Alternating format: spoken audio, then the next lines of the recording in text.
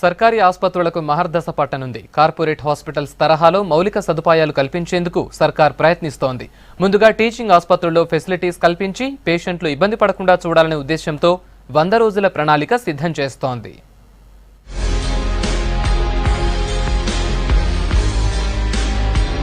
ప్రభుత్వ ఆసుపత్రుల్లో ఏళ్లుగా ఉన్న సమస్యల పరిష్కారానికి సర్కార్ యాక్షన్ ప్లాన్ రెడీ చేస్తోంది. తాగునీరు, పేషెంట్ అటెండర్లకు షెడ్, లిఫ్ట్ రిపేర్, ఆసుపత్రి పరికరాలను క్లీన్ గా ఉంచడంతో పాటు శానిటేషన్ పైన దృష్టి పెడుతోంది. వీటికి ఎక్కువ కాలం టైం తీసుకోకుండా 100 రోజుల్లోనే గాంధీ, ఉస్మానియా, ఎంజీఎంలతో పాటు మిగతా ఆసుపత్రుల్లోనూ సౌకర్యాలు కల్పించేందుకు ప్లాన్ చేస్తోంది.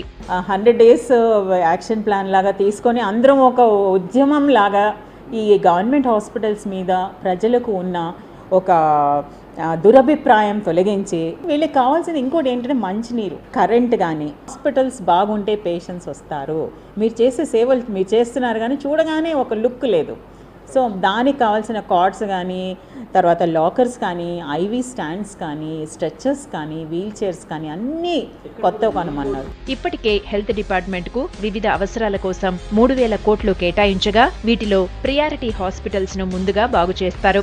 డాక్టర్లు, కింది స్థాయి సిబ్బంది అవినీతి, సమయపాలనపై తరచుగా ఆరోపణలు వస్తుండటంతో సీసీ కెమెరాలతో పాటు బయోమెట్రిక్ సిస్టమ్ ఏర్పాటు చేస్తున్నారు.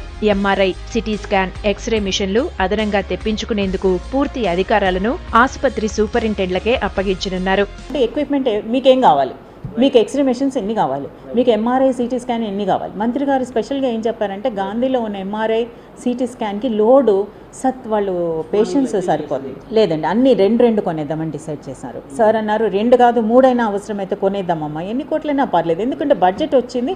బడ్జెట్ ఈసారి వెనక్కి వెళ్ళే ప్రశ్నే లేదండి. ఆల్రెడీ నా ఆఫీస్ నుంచి ఆర్డర్స్ అన్ని పై సీఎం గారు ఎక్సలెంట్ ఐడియా అండి ఇది. ఎవ్రీ హాస్పిటల్, పెద్ద హాస్పిటల్స్కి 1 crore కంటింజెన్సీ ఫండ్ ఇమ్మన్నారు.